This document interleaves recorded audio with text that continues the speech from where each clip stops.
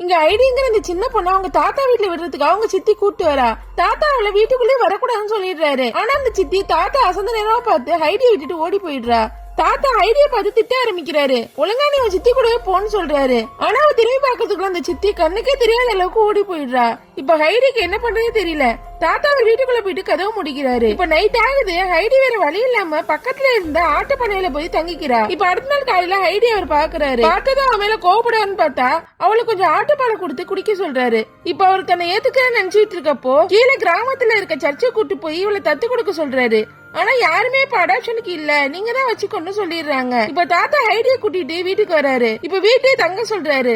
பார்த்தா அங்க ஒரே ஒரு பெட்டும் ஒரே ஒரு சேர் மட்டும் தான் இருக்கும். இப்ப ஹைடி வீட்டு மேல இருக்க வைக்கெல்லாம் வச்சிருக்க ஒரு இடத்துல போய் தங்கிக்கிறா. இப்ப அடுத்த நாள் எழுந்ததுமே தாத்தா ஹைடிக்காக சாப்பாடு எல்லாம் கொடுக்கறாரு. இப்ப கொஞ்சம் கொஞ்சமா ஹைடிக்கு அந்த இடம் செட் ஆக ஆரம்பிக்குது.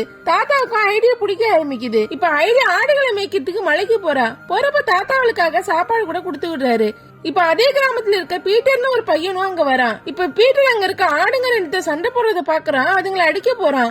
ஐடி ஒண்ணு என்னோட சாப்பாடு வேணா கூட உனக்கு டெய்லி பாதி தரேன், நீ எந்த ஆடையுமே அடிக்க கூடாதுன்னு சொல்றா. இப்ப அவங்க ரெண்டு பேருமே க்ளோஸ் ஃப்ரெண்ட்ஸா இருக்காங்க. சம்மர் முடிஞ்சதுமே பீட்டர் ஸ்கூலுக்கு போகணும், இனிமே நான் வரமாட்டேன்னு சொல்லிட்டு போயிடுறான். ஆனா ஸ்கூலுக்கு போறது வேஸ்ட்னு ஹைடி கிட்ட சொல்றான். ஹைடிக்கு ஸ்கூலுக்கு போன ஆசையா இருக்கு. ஆனா தாத்தா மலையில இருந்து நீ டெய்லி கீழே போயிட்டு வந்தா செட் ஆகாதுன்னு சொல்றாரு. இதனால ஹைடி சோகமா, அதனால அவளை ஸ்னோ ரைடுக்கெல்லாம் கூட்டு போறாரு. அவளுக்காக சேர்லாம் கூட ரெடி பண்ணி வைக்கிறாரு.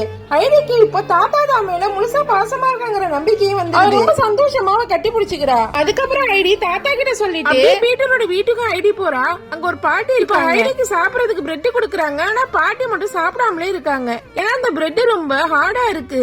சாஃப்டா இருக்க பிரெட் எல்லாம் ரொம்ப காஸ்ட்லிங்கிறதால அவங்க வீட்டுல அது வாங்குறதுக்கே வழி இருக்காது. இப்ப ஹைடிக்கு ரொம்ப கஷ்டமா இருக்கு. மறுபடியும் தாத்தா வீட்டுக்கே வரா. இப்ப மறுபடியும் ஸ்னோலாம் முடிஞ்சு சம்மர் ஆரம்பிக்குது.